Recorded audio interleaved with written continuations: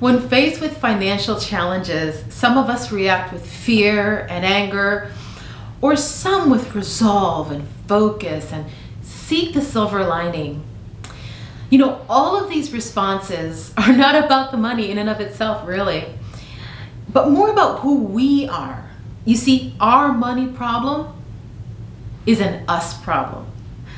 The challenge or success that you face with money really shines a light on what money really means to you and what power you've given it.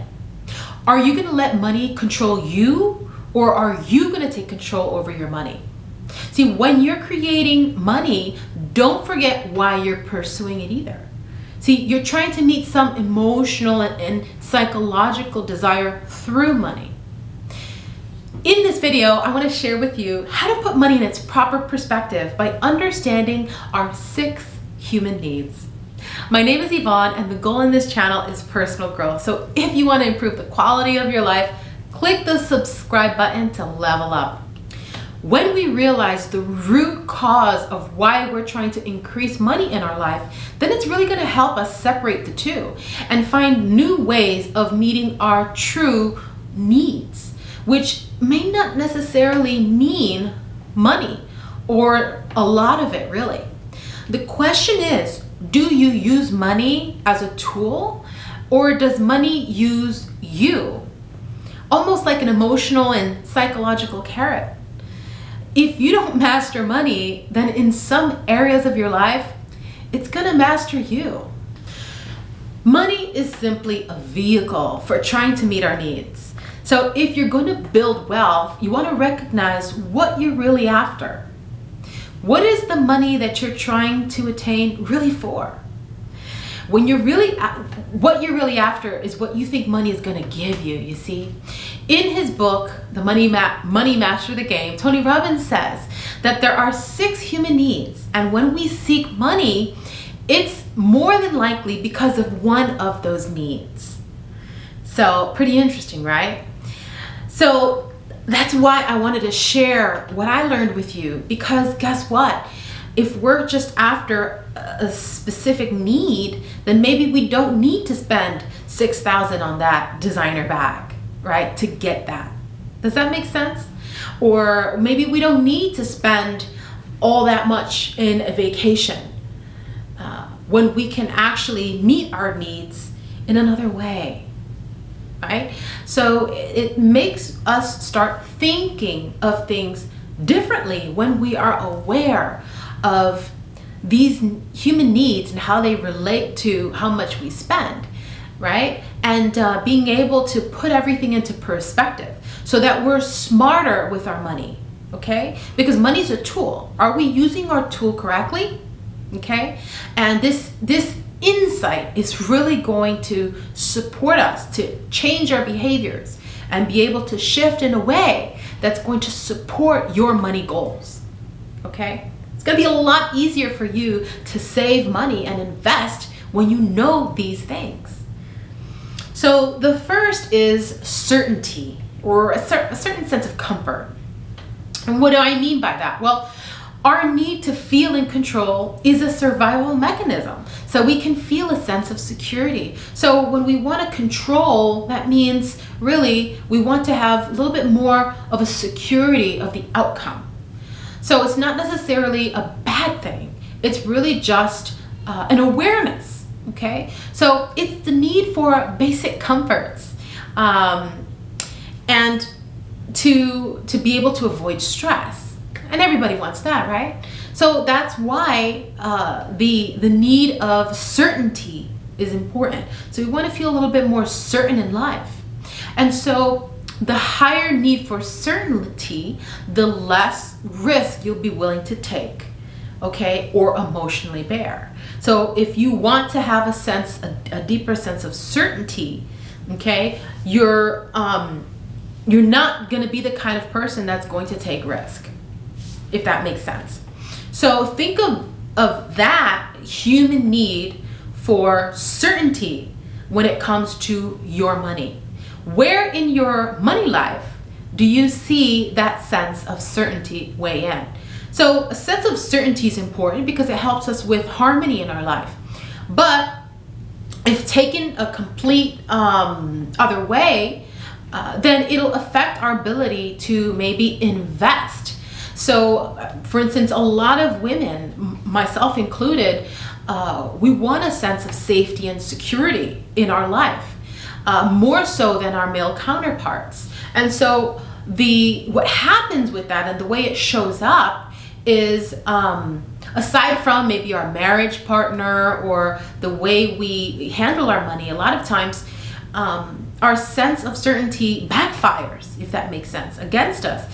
And it shows up by maybe not wanting to invest and not being willing to invest as easily as maybe the men in our life or men in general, okay? And we see that the numbers very much skewed because of that. If you look at the statistics out there with women's comfort of investing versus men, because men tend to take more risks than women, because women do want to have that more sense of security and certainty. So that reminds me of a Bible story about the master that goes on a trip. He goes to travel, and in his trip he leaves his property to 3 of his servants. One of his servants he gives 1 talent, which is an amount of money. The second he gives 2 talents, and the third he gives 5 talents. So he gives a huge amount of money to each of these slaves in varying degrees. So he goes off, okay, and then each of the slaves were asked to invest. So when the master comes back and he checks and sees, okay, what have these slaves done with his property? How well did the investments go? Well, 2 of the slaves, the one that he gave 5, said, hey, look, master, so great. I invested it in this, that, and the other. And you know what? I was able to double my money. And the master's like, great, good job. And then he rewards him amazingly. The second one, oh, look, you gave me 2 talents. This is what I did. I doubled it. And I invested it in this, that, and the other. And, the master's like, wonderful, great. Here's your reward. And then the third slave says, well, master, investing could be pretty risky now. It's pretty scary. There's a lot going on. There's bets. I could have lost everything. I don't want to lose what you gave me. So just to be safe, just to be extra careful, I took the talent you gave me and buried it in the ground. And here it is. Here's the talent that you gave me. Now the master looks at him and he's like, what's this? What is this? And he just explodes and gets super upset, and he throws out his servant. He gets rid of him because he's like, you did absolutely nothing. If you literally just gave me back what I gave you, that's not investing, okay? And he calls him all these kinds of names and just kicks him out. So what does that tell you, okay, about this biblical reference, a spiritual reference on investing? Well, what we want to do is accept the fact that there is risk, okay? So we want to be discerning. We want to use wisdom and discernment when we invest, yes, but there is a certain level of risk that we must accept, okay? And we see the result of or the thought of God in this example of how he sees investing. So we want to definitely get comfortable with the fact that it is inherently a risk to invest, but the rewards that we get is just well worth it when we're wise and discreet and discerning when we invest. So I definitely wanted to add that little anecdote so that it really becomes clear. So the next is uncertainty or variety. So yes, certainty is important, but sometimes at some level, it could get pretty boring. So that's where the second human need of uncertainty or variety is necessary. So we need variety and surprise because, you know, if we knew what was gonna happen day to day and when all the time, then life can get pretty boring. So many of us enjoy surprises, like a surprise party, right? But we don't like the surprises that we're not ready for. Like, for instance, you know, our money surprises, stuff that shows up that we didn't plan for. That surprise is called a problem, isn't it?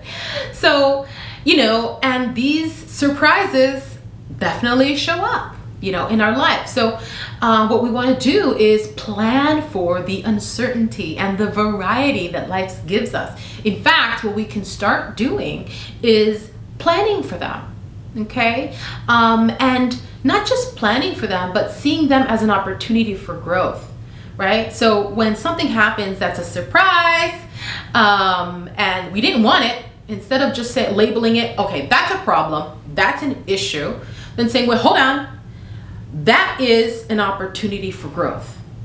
That is an opportunity for me to look inside myself and see where I can improve, okay? That's what problems and issues are. And one way we can do that to shelter ourselves is building what's called an emergency fund, or what I prefer to call a peace of mind fund. And what that is 3 to 6 months of our expenses saved in a savings account, whether it's a high yield savings account or a money market account, a place that's liquid and available for us when this uncertainty and variety arrives in life. The third human need is for significance. And significance is really about feeling important, special, unique, or really needed. And you know, some people get that sense of significance maybe by collecting degrees or certifications. Others gather significance by accumulating a lot of followers on social media. You see that all the time, where they get their hit of dope. In fact, social media is rigged by that very thing. In fact, we get a hit of dopamine every time for most people, and they take advantage of that. And that's how people do get addicted to social media, because every time they see more followers on their social media platform, they get all excited. Why? Well, because they get that sense of significance from the amount of followers or the amount of likes in their particular post. Something to be aware of. So for instance, if you're aware of that, oh wow, interesting, I get excited and I keep showing up in social media and I keep posting because I want that sense of significance. Maybe that awareness alone is enough for you to step back and think, what's a healthier way of getting significance, if that's a human need that you need anyway, right? Maybe start a real relationship instead of online and social media and having these friends, all these, oh, I have X amount of thousands of friends, really? Right? Maybe you get that sense of significance through volunteering, right? Volunteering your time, maybe build homes. There's a lot of organizations that build homes. A friend of mine actually is in Mexico building a home, for the people in need in Mexico. Wow, wouldn't that be a nice way, a healthy way to get a sense of significance by building homes? So look at the volunteering organizations in your area and see how you can have that physical touch with people. We need that. It's a need that we have. Or maybe, a romantic relationship, someone that you can feel and touch and see with your own eyes. We're losing a lot of that. Get that back. We need that, because that's going to help us get a true sense of significance. That's a need that we need to meet instead of seeking it online. That's a very unhealthy way of getting that. So, others feel significant through acquiring a lot of money, and others through spending very little. There's a community called the FIRE community. Oh my goodness, they get so excited and get a sense of significance, many of them, through how much money they can save and be super frugal. Well, I bought this, buy it with a discount. Well, I didn't even buy it at all. That kind of a thing. Well, it can get pretty unhealthy. Like, some people,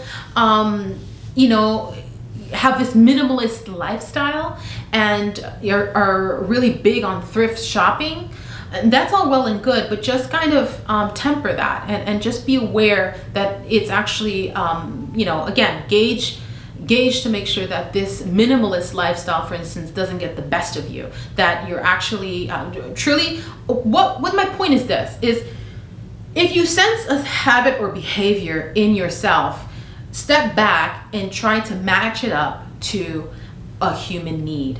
And many times, the reason why you act a certain way in this particular way, for instance, may be to gain a sense of significance. And if that's not what you want, then seek other healthier ways to get that sense of significance, okay?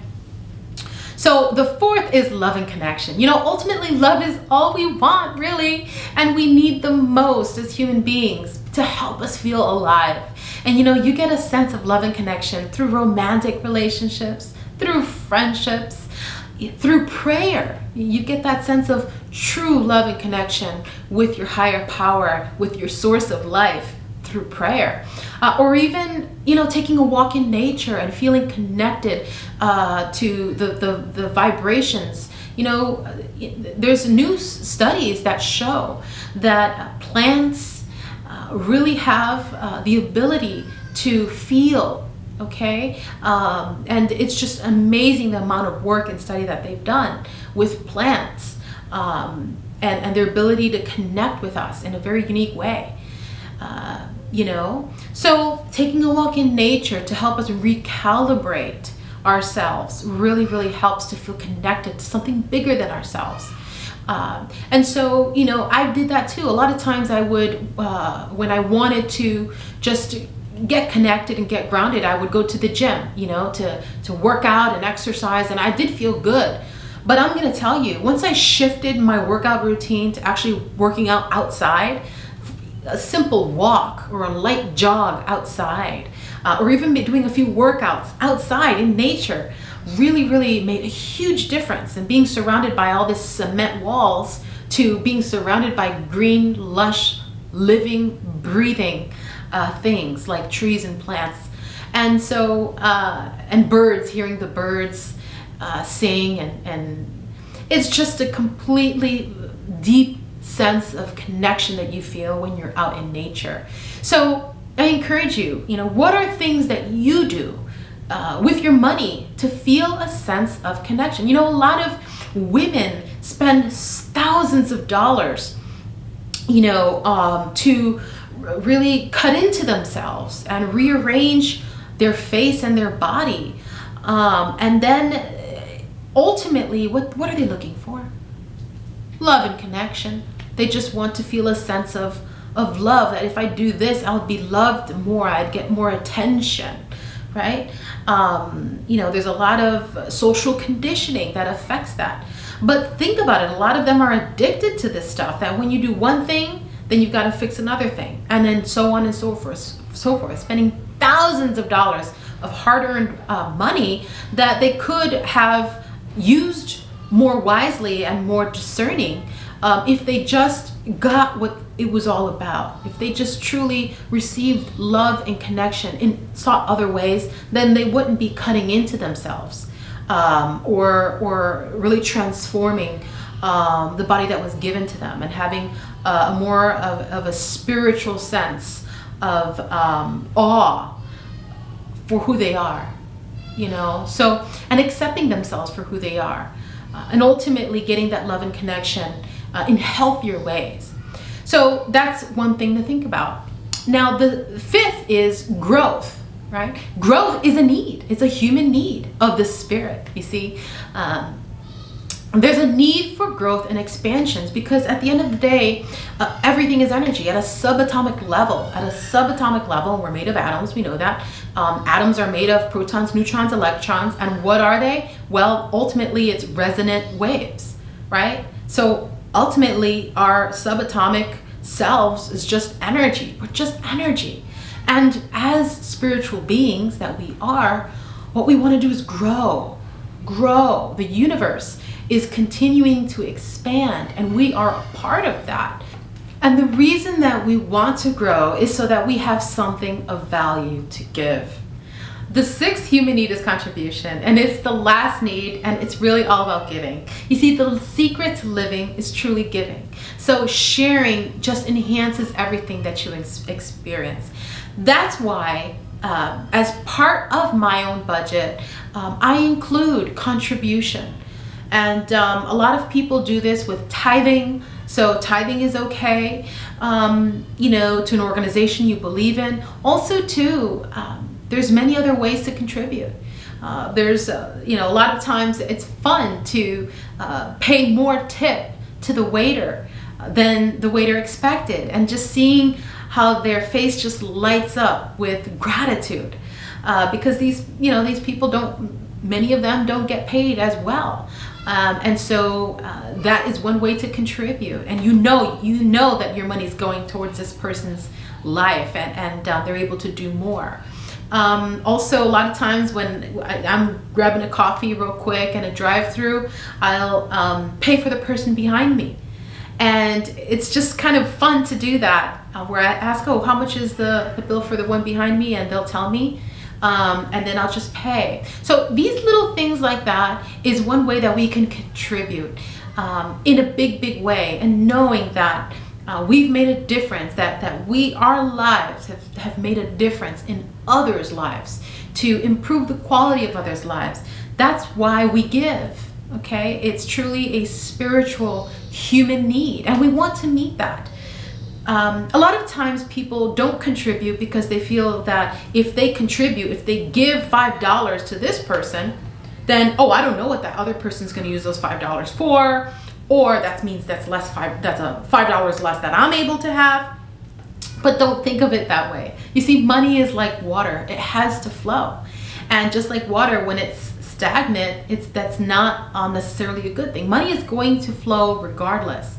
And so instead of having a negative or a lack mentality, it's really important to have a mentality of wealth and abundance, because that is what the universe is. The universe is wealthy and it's abundant. Can you count the leaves on the trees? Can you even count the hairs on your head?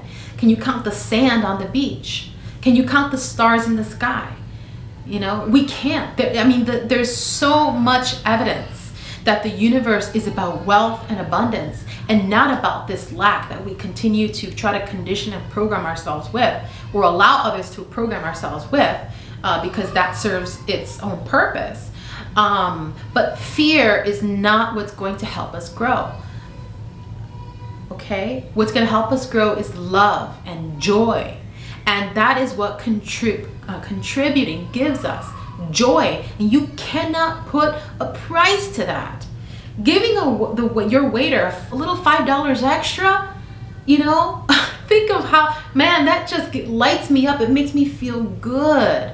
And that joy carries through the whole day, because you feel, try it. I challenge you to try to give and see what it does to you. It's invaluable. You cannot put a price to how high of a vibration you get. What I'd like you to do is plan to contribute in a small way or a big way today, right? And because contribution is a human need, it's about giving, and it's not necessarily money, right? Maybe you give something that you already have that maybe you don't need or you don't use, right? Maybe there's some clothes that maybe you're not using that you can contribute to others in need that would absolutely love it. And pay attention to that sense of feeling of joy that you get when you give, okay? And pay attention to that. And that is the juice of life. That's what makes life so juicy, okay? So, that is why, as a personal finance and wealth coach, I've designed and created my signature Money Mastery program. You see, traditional personal finance education tends to focus just on facts and numbers, but ignores the inner work, the mindset, the behavior, and truly the transformation, which is all encompassing, needed to build lasting financial results. You see, it's creating a lifestyle, and that's what you want to build to not only get, but keep well. So if you're ready to invest in your financial education and invest in your financial literacy and in yourself, this course is for you. It's really going to help you create a personalized financial action plan. And it's really curated, especially for those that are ready to upgrade their mindset for wealth. And honestly, this is not for everyone. It's an exclusive experience for high achievers that are committed to their transformation, to get out of debt, save more, increase their income, and invest to build generational wealth. Okay? So if you're ready to live a life of financial prosperity on your terms, click the link below in the description box to enroll. Also, check out my Goals Mastery program. If you feel a little stuck and you're ready to get unstuck and you want more clarity in life, this course is going to help you get clear with what you want in life and help you identify, define, and align with your vision, mission, and goals in life. This is an exciting experience as well, where I walk you through the process so that you can get real results in your life. If you're the kind of person that sets goals and every year you feel like it's Groundhog's Day and you're still trying to meet the same goals and you're chasing your tail, not getting and achieving very much, that course is for you. Also, it's always great to have inspirational and motivational reminders to keep you moving forward towards your great dreams and goals. So click on the link below to choose your favorite custom designed gift for yourself, family, and friends in my online merch store. Click the link in the description box below to choose your favorite. And if you enjoyed this video and want to improve the quality of your life, click the subscribe button to level up. And I'll see you on the next one. Oceans of love. Till next time.